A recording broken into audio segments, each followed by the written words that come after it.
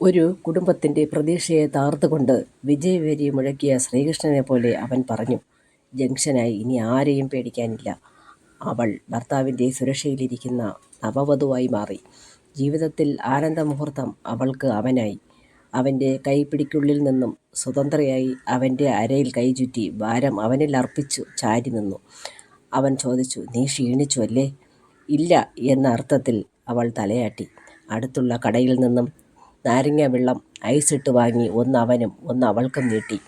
ആ വെള്ളം അവൾ ആർത്തിയോടെ ആഞ്ഞു കുടിക്കുമ്പോൾ ലോകത്തെ ഏറ്റവും രുചികരമായ പാനീയം ആ ഗ്ലാസ്സിലിരിക്കുന്ന ദ്രാവകമാണെന്ന് അവൾക്ക് തോന്നി. അമ്മയെ കണക്കാക്കിയില്ല, അവൾ അച്ഛനെ ഓർത്തില്ല. ഒരു ഊബർ ടാക്സിയിൽ അവരിരുവരും കയറി. വരാനുള്ളതെന്തെന്ന് ചിന്തിക്കാൻ തുടങ്ങിയില്ല. ഒഴുകി വന്ന വിയർപ്പ് അവൻ്റെ തുവാലയെടുത്ത് അവൻ തോർത്തിക്കൊണ്ട് പറഞ്ഞു, "നീ വന്നില്ലായിരുന്നെങ്കിൽ ഞാൻ വിഷമത്തിലായേനെ. കാരണം നമുക്ക് കല്യാണപ്രായമായെങ്കിലും നീ എൻ്റെ ജീവനാണ്. കാരണം നിന്നെ കണ്ടില്ലെങ്കിൽ എൻ്റെ മനസ്സ് പിടയുന്നത് എനിക്കറിയാം. അത് ആർക്കും പറയാനും കഴിയില്ല, അറിയാനും കഴിയില്ല." അവരുടെ കിന്നാര വർത്തമാനം കേട്ട് ടാക്സി ഡ്രൈവർ ചോദിച്ചു, "രജിസ്റ്റർ കഴിഞ്ഞോ? അതോ ഇല്ലേ?" "ഇല്ല ഏട്ടാ, രാവിലെ രജിസ്റ്റർ ഓഫീസിലെത്തും.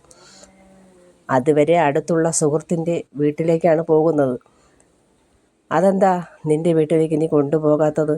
ഡ്രൈവറുടെ ചോദ്യത്തിന് അവൻ പറഞ്ഞു, "അച്ഛനും അമ്മയും എന്തെങ്കിലും പറഞ്ഞാൽ സഹിക്കാനുള്ള കരുത്ത് ഇവൾക്കിപ്പോൾ ഉണ്ടാവില്ല. ഞാൻ നിമിത്തം അവൾ വിഷമിക്കണ്ട. ഞാൻ സ്നേഹിച്ച പെണ്ണിനെ സങ്കടപ്പെടുത്തില്ല." "കൂട്ടുകാരൻ്റെ വീട്ടിൽ എത്ര ദിവസം നിൽക്കും?" ഡ്രൈവർ വിടാനുള്ള ഭാവമില്ല. അവൻ ക്ഷമയോടെ മറുപടി പറഞ്ഞു, "കൂട്ടുകാരൻ്റെ കെയർ ഓഫിൽ ഒരു വീട് വാടകയ്ക്കെടുക്കും." "ഓ ശരി മോനെ. ഇനി അവളും നീയും എൻ്റെ മനസ്സിലുണ്ടാവും. നന്നായി വരണം. പക്ഷേ എനിക്ക് സങ്കടമുണ്ട്. എനിക്ക് നിന്നെപ്പോലെ ഒരു മകനും മകളുമുണ്ട്. നിൻ്റെ കൂടെയുള്ള പെൺകുട്ടിക്ക് എങ്ങനെ ഇതൊക്കെ കഴിഞ്ഞു? അവളുടെ അമ്മയ്ക്ക് ഇവൾ മാത്രമേ ഉള്ളൂ. അച്ഛൻ ഗൾഫിലും. ഇവളുടെ അച്ഛൻ്റെ കൂട്ടുകാരനാണ് ഞാൻ.